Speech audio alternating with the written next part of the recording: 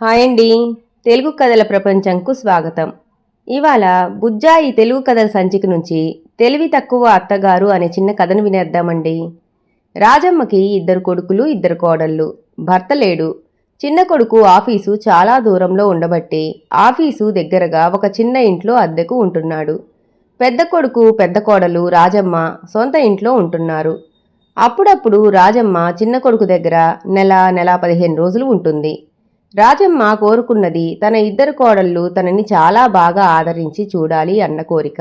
అందుచేత చిన్న కోడల దగ్గర ఉన్నప్పుడు తనని పెద్ద కోడలు ఎంతో అభిమానంగా చూస్తుంది అని, అన్ని పనులు తనే చేస్తుందని, తను కోరిందే తడవుగా చేసి పెడుతుంది అని అదే పనిగా మెచ్చుకునేది. పెద్ద కోడల దగ్గర ఉన్నప్పుడు తనని చిన్న కోడలు నెత్తిన పెట్టుకుంటుంది అని, తనకి ఇష్టమైన వంటకాలన్నీ చేస్తుందని, ఒంట్లో బాగోలేకపోయినా తన చేత ఒక్క పని కూడా చేయించదని చిన్న కోడల్ని మెచ్చుకుంటూ ఉండేది. ఒకనాడు వెంకటేశ్వర స్వామి గుడిలో ఇద్దరు కోడళ్ళు యాదృచ్ఛికంగా కలవడం జరిగింది. అప్పుడు అత్తగారు పెద్ద కోడలు దగ్గర ఉంది. పెద్ద కోడలు కళ్ళనీరు పెట్టుకుంటూ తను ఎంత చేసినా అత్తగారికి తృప్తి లేదని, నీలా నేను ఏ పని చేయలేనని ఎప్పుడూ నిన్నే పొగుడుతూ ఉంటుంది అని అంది. అది విన్న చిన్న కోడలు ఆశ్చర్యపోయి, అత్తగారు తన దగ్గర కూడా అలానే నన్ను కించపరుస్తూ నిన్ను మెచ్చుకుంటారని అంటే పెద్ద కోడలు ఆశ్చర్యపోయింది. అత్తగారి పద్ధతి ఇది అని, అందులో నిజం అస్సలు లేదని ఇద్దరు కోడళ్ళు పోల్చుకొని వారి భర్తలతో ఈ విషయం చెప్పారు. ఆ తరువాత రాజమ్మ ఇద్దరు కొడుకుల్ని పిలిచి తనని ఇద్దరు కోడళ్ళు నిరాదరిస్తున్నారని, తనంటే లక్ష్యం అస్సలు లేదని వారిద్దరినీ కట్టడి చేయమని కొడుకుల్ని ఆదేశించింది. అది విని పెద్ద కొడుకు దానికి కారణం నీ తెలివి తక్కువతనం అనడం, రెండో కొడుకు కూడా అదే నిజం అనటం విని రాజమ్మ లబోదిబోమంది. వేడి తగ్గాక తల్లికి ఇద్దరు కొడుకులు హితబోధ చేశారు. నువ్వే తెలివైన దానివనుకోకు, నీ కోడళ్ళు నీకన్నా చదువుకున్నవారు, నీ టక్కులు వారి దగ్గర చెల్లవు అని, తృప్తి అనేది అస్సలు లేదని, నిన్ను ఎవరూ నిరాదరించలేదని, అది నీ భ్రమ అని చెప్పారు. అహంకార భావంతో నువ్వే తెలివైన దానివనుకొని చివరకు రెండిటికీ చెడ్డ రేవడివైనావని చెప్పగా రాజమ్మ సమాధానపడి తన తప్పు తెలుసుకుంది. ఇప్పుడు ఇద్దరి కోడళ్లను మంచి పనులు చేస్తే ఎదురుగా వారినే మెచ్చుకుంటుంది. తన తప్పు తెలుసుకొని మసలడమే మేలు అన్న నిజం చాలా కాలానికి బోధపడింది. ఇప్పుడు రాజమ్మకి కోడళ్ళంటే ఎంతో ఆపేక్ష. అలాగే ఇద్దరు కోడళ్ళకి అత్తగారు ఆరాధ్య దైవము. ఇంకా ఈ కథలో నీతి ఏంటంటే, ఎవరైనా తప్పులు తెలుసుకొని పశ్చాత్తాపపడినా ఇంకా వారిని సూటిపోటి మాటలతో వేధించరాదు అనేది. అది సంస్కారం కూడా కాదు. గండం గడిచింది అనే మరో కథను వినేద్దామండి. ధర్మాపురంలో విశ్వనాథుడనే పండితుడుండేవాడు. ఆయనకు భోగభాగ్యాలతో పాటు అర్ధాయుష్కుడైన శంకరం అనే కుమారుడున్నాడు. కొడుకు అల్పాయువన్న విషయం నిరంతరం అతన్ని బాధిస్తూ ఉండేది. దైవం మీద భారం వేసి యుక్త వయస్సు రాగానే శంకరానికి పేదవాడైన అవధాని కూతురు పార్వతిని తెచ్చి వివాహం జరిపించాడు. అత్తవారింటికి వచ్చిన కోడలతో, అమ్మా, నా కొడుకు ఎక్కువ కాలం బతకడని జ్యోతిష్కులు చెప్పారు. నీ కుమారుడు నిండు నూరేళ్లు జీవిస్తాడు. పిల్లా పాపలతో మీ ఇల్లు కలకలలాడుతూ ఉంటుందని, అది నీ ఇంటికి వచ్చిన కోడలి అదృష్టం వల్ల జరుగుతుంది అని హిమాలయాల నుండి వచ్చిన ఒక యోగి చెప్పాడు. ఆయన సలహా వల్ల నిన్ను కోడలిగా తెచ్చుకున్నాను. నీవు భక్తి శ్రద్ధలతో జగన్మాత పార్వతిని ఆరాధించి నీ భర్త గండం గట్టెక్కించు అన్నాడు చేతులు జోడిస్తూ. అప్పటి నుంచి ఆ జగన్మాత అయిన పార్వతిని పూజిస్తూ భర్తకు అత్తమామలకు సేవలు చేస్తూ కాలం గడుపుతోంది పార్వతి. ఒకనాటి రాత్రి పార్వతి కలలో జగన్మాత కనిపించి, అమ్మాయి, నీ భర్త ఆయుః ప్రమాణం పూర్తి కావచ్చింది. నీ భర్తను కాటువేయాలని నాగరాజు బ్రాహ్మణ రూపంలో మీ ఇంటికి అతిథిగా వస్తాడు. అతిథి మర్యాదలతో అతన్ని మెప్పించి ఆ రాత్రి కాటు వేయకుండా కాపాడుకోగలిగితే ఆ గండం గడిచిపోతుంది అని హెచ్చరించి మాయమైపోయింది. ఒకనాటి సాయంకాలం నల్లని ముసలి బ్రాహ్మణుడు వారి ఇంటికి అతిథిగా వచ్చాడు. వచ్చిన అతిథిని ఆదరించి పూజించి భోజనాలు అయిన తరువాత అతిథికి పంచలో పడక ఏర్పాటు చేసి భర్తతో పాటు తమ గదిలో నిద్రించసాగింది పార్వతి. అర్ధరాత్రి బ్రాహ్మణుడు నిద్రలేచి, అమ్మా, మంచి తీర్థం కావాలి అంటూ పార్వతి గది తలుపులు తట్టాడు. పార్వతి నిద్రలేచి చెంబుతో మంచినీళ్లు తెచ్చి, ఇదిగో స్వామి అంటూ అందించింది. మంచినీళ్లు త్రాగి, అమ్మా, విధి బలీయం, తప్పించుకోవడం ఎవరి వల్ల కాదు. నీ భర్తకు ఆయుః ప్రమాణం తీరిపోయింది. ఈ రాత్రి నీ భర్తను కాటువేసి స్వర్గప్రాప్తి కలిగించటానికి దేవతలు పంపగా వచ్చిన నాగరాజును అంటూ భయంకరమైన సర్పంగా మారిపోయి బుసకొట్టసాగాడు. మనసులో పార్వతిని తలుచుకొని నాగరాజును చూసి భయపడక కొంచెం ఆలోచించి, అలాగే స్వామి, ముందుగా మా ఆతిథ్యం స్వీకరించండి, ఆ తరువాత మీ పని చేయవచ్చును, ఇలా దయచేయండి అంటూ వంటగది వైపు దారితీసింది. అలాగేనంటూ నాగరాజు ఆమెను అనుసరించాడు. స్వామి, మీకిష్టమైన పండ్లు గుడ్లు ఇందులో ఉంచాను, ఆరగించండి అంటూ ఓ పెద్ద బాణను ముందుంచింది. నాగరాజు వాసన చూస్తూ నాలిగలు కోరుతూ బాణలోకి ప్రవేశించాడు. పాము పూర్తిగా లోపలకు వెళ్ళగానే కట్టుతో బాణం మూతి గట్టిగా కట్టివేసింది. బయటపడే వీలులేక బాణలోనే ఒదిగిపోయాడు నాగరాజు. తెల్లవారి సూర్యోదయం కాగానే బాణం మూతిపై ఉన్న కట్టును ఊడదీసింది. బుస్మంటూ పైకి వచ్చి పడగ విప్పి ఆడుతూ, ఎక్కడ నీ భర్త, కాటు వేయాలి అన్నాడు. పార్వతి చేతులు జోడించి, క్షమించాలి నాగరాజా, మీరా పని రాత్రే చేయవలసింది, సమయం దాటిపోయింది, ఇప్పుడు కాటు వేస్తాననటం న్యాయం కాదు గదా అంది. నాగరాజు, అమ్మా, తెలివిగా నన్ను బంధించి సమయం దాటించావు, నీ భర్త గండం గడిచింది, అతడిప్పుడు పూర్ణాయుష్కుడు అంటూ ఆశీర్వదించి మాయమైపోయాడు నాగరాజు. కొప్పల్లో తిప్పలు అనే మరో కథను వినేద్దామండి. రామనాథపురంలో ఉండే రామప్ప మహాబద్ధకస్తుడు. ఏ పని చెయ్యక పెద్దలు సంపాదించి పెట్టిన ఆస్తిని కొంచెం కొంచెంగా తింటూ కాలక్షేపం చేసేవాడు. ఈ రామప్పతో ఇంకో ఇబ్బంది ఏమిటంటే, ఎవరన్నా కంటపడటం తడవు, వారిని తన మాటలతో తెగ చంపుకు తినేవాడు. ఇతని విషయం తెలిసిన వారందరూ రామప్ప కనిపిస్తే చాలు, బాబోయ్ సుత్తి కొట్టకు అంటూ పారిపోతుండేవారు. ఇహ తప్పనిసరయ్యి మొహమాటం కొద్దీ ఎవరన్నా తగిలితే ఇక తన కోతలు కబుర్లతో విసుగు పుట్టించేసేవాడు.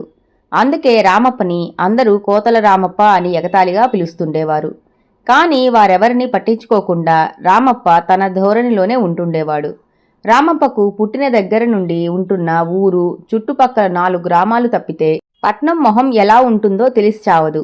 అయినా పక్కనుండే పట్నంలో కబుర్ల దగ్గర నుండి అమెరికాలోని వింతలను సహితం అనర్గళంగా కోసేయగలడు.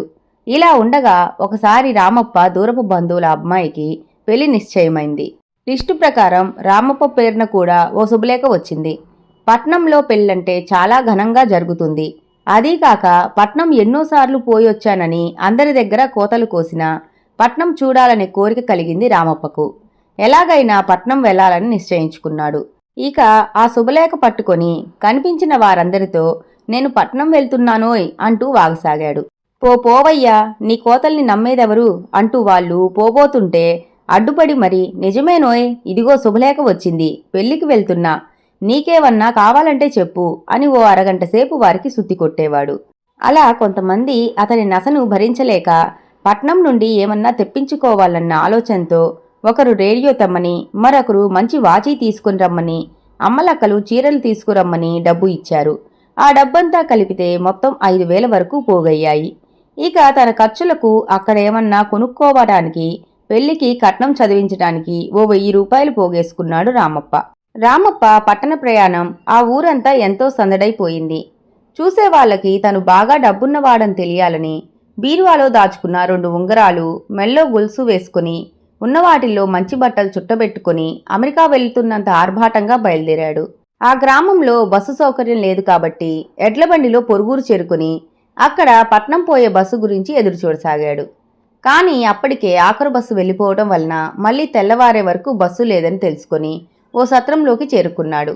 అక్కడ 4-5 పట్నం పోయే వాళ్లే రామప్ప మాటలకు బలైపోయారు. నేనిది పట్నం పోవటం 108వ. పట్నంలో చాలా వరకు మా చుట్టాలే, అందరూ పెద్ద పెద్ద ఉద్యోగాలు వ్యాపారాలు చేస్తున్నారు అన్నాడు రామప్ప. ఈ ఉంగరం ఎక్కడ చేయించావు రామప్ప గారు, చాలా బాగుంది అడిగాడు వాళ్లలో ఒకడు. ఇదా, దీని చరిత్ర చాలా ఉంది, ఇది మా ముత్తాతల కాలం నాటిది, ఈ ఉంగరాన్ని తయారు చేసిన కంసాలి ఈ ప్రపంచంలోనే గొప్పవాడు అంటూ ఉంగరం గురించి తెగ కోతలు కోసేసరికి వాళ్లలో 2 ఆవులింతలు రాసాగాయి. అయినా తన గొప్పలను అలాగే సాగనిస్తూ, నేనెప్పుడు పట్నం వెళ్ళినా 10,000 రూపాయలకు తక్కువగా తీసుకువెళ్లను, మా ఊరి వారందరికీ ఏదో ఒకటి తీసుకొని వస్తూ ఉంటాను అంటూ తన సంచిలోని డబ్బుల కట్టలు చూపించాడు. దాంతో వాళ్ళు రామప్ప ధనవంతుడు, పరోపకారి అనుకుని కొంచెం మర్యాదలు చేయసాగారు. రామప్ప మాత్రం గర్వంగా పడక చేరాడు. మర్నాడు ఉదయాన్నే లేచాడు రామప్ప. తన తల కిందన సంచీ లేదు, మెల్లో గొలుసు లేదు, చేతికి ఉంగరాలు లేవు. రామప్ప గుండె ఆగిపోయింది. బిగ్గరగా ఏడుస్తూ సత్రం అధికారి దగ్గరికి వచ్చి లబోదిబోమంటూ, బాబోయ్, నా సొమ్మంతా కాజేశారు అన్నాడు. చూడు రామప్ప, చేతులు కాలాక ఆకులు పట్టుకుంటే లాభమేముంది? ఇటువంటి చోట బస చేసేటప్పుడు డబ్బు వస్తువులు జాగ్రత్తగా మాకు అప్పజెప్పాలి అన్నాడు సత్రం అధికారి. ఏడుపు ముఖంతో ఒట్టి చేతులతో నడుచుకుంటూ వెనక్కి తిరిగి గ్రామం వైపు నడవసాగాడు. తన ఊర్లో డబ్బులిచ్చిన వాళ్ళందరికీ ఏమని చెప్పుకోవాలో అర్థం కాలేదు. నా గొప్పలు ఎన్ని తిప్పలు తెచ్చిపెట్టారో దేవుడో, ఊర్లోకెళ్ళగానే వాళ్ళు ఎన్ని తిట్లు తిడతారో, ఎన్ని తన్నులు తంతారో అనుకుంటూ దిగులుగా నడవసాగాడు రామప్ప. కొనని చెప్పులు కరుస్తాయి అనే మరో కథని వినేద్దామండి. అది 7వ తరగతి గది. తెలుగు మాస్టారు పద్యబోధన గావిస్తున్నారు. విద్యార్థులు పాఠ్యబోధన కంటే పద్యబోధనపై పెద్దగా ఆసక్తి చూపేవారు కాదు.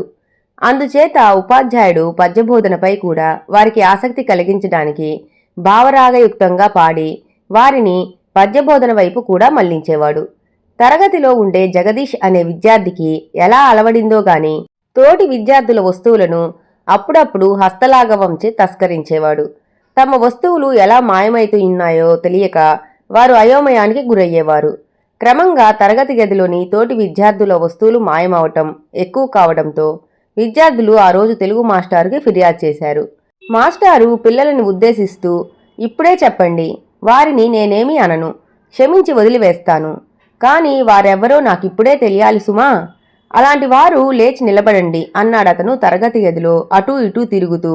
అందుకు అందరి నుండి మౌనమే సమాధానం అయింది. ఆ రోజు ఉదయం స్వల్ప విరామం సమయం తర్వాత గంట మోగింది. విద్యార్థులంతా బిలబిలమంటూ బయటకు పరిగెత్తారు. తరగతి గది బయటికి వచ్చిన సురేష్ అవాక్కయ్యాడు.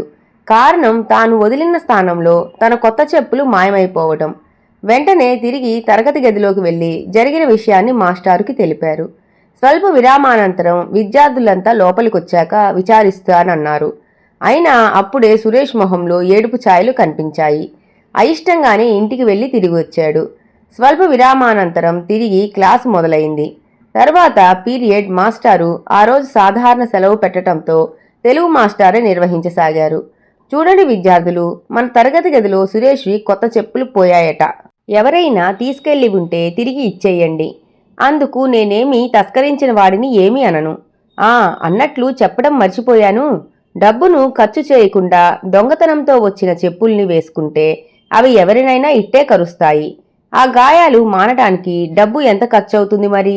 కాబట్టి తీసుకున్న వారెవరైనా సరే మళ్ళీ ఎవరికీ తెలియకుండా అదే స్థానంలో ఉంచండి, సరేనా అన్నాడు మాస్టారు విద్యార్థులను ఉద్దేశిస్తూ.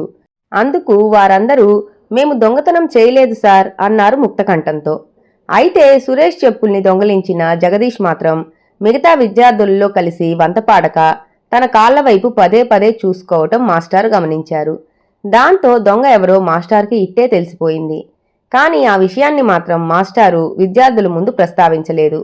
మాస్టారు సురేష్ కూర్చున్న బెంచీ దగ్గరకొచ్చి అతని భుజం మీద చేయి వేసి, సురేష్, నీవు పోగొట్టుకున్న కొత్త చెప్పులు తప్పక దొరుకుతాయి, సరేనా అన్నాడు. దాంతో సురేష్ మొహం దీపంలా వెలిగిపోయింది. భోజన విరామం సమయం కావటంతో విద్యార్థులంతా ఇళ్లవైపు దారితీశారు. మధ్యాహ్నం తరగతులు మళ్లీ ప్రారంభమయ్యాయి. కొద్దిసేపటికి సురేష్ మూత్ర విసర్జనకు వెళ్లాలని మాస్టార్ని అడిగి బయటికి వెళ్లాడు. చిత్రంగా తాను పోగొట్టుకున్న కొత్త చెప్పులు తరగతి గది బయట ఉంచబడ్డాయి. జరిగిన విషయాన్ని సురేష్ తరగతిలో అందరికీ చెప్పాడు. సురేష్ పోగొట్టుకున్న కొత్త చెప్పులు తిరిగి లభిస్తాయని మాస్టర్ గారు అంత ఖచ్చితంగా ఎలా చెప్పగలిగారని అర్థం కాని విద్యార్థులు బుర్రగొక్కున్నారు. వారి పరిస్థితికి మాస్టారు గారి పెదవులపై చిరునవ్వు మెరిసింది. ఇంతటితో కథ కంచికి మనం ఇంటికి. ఈ కథ గనక మీకు నచ్చినట్లయితే లైక్ చేసి, షేర్ చేసి, కామెంట్ చేసి మన ఛానల్కి సపోర్ట్ చేసేయండి ఫ్రెండ్స్. ఇక ఉంటానండి. By by.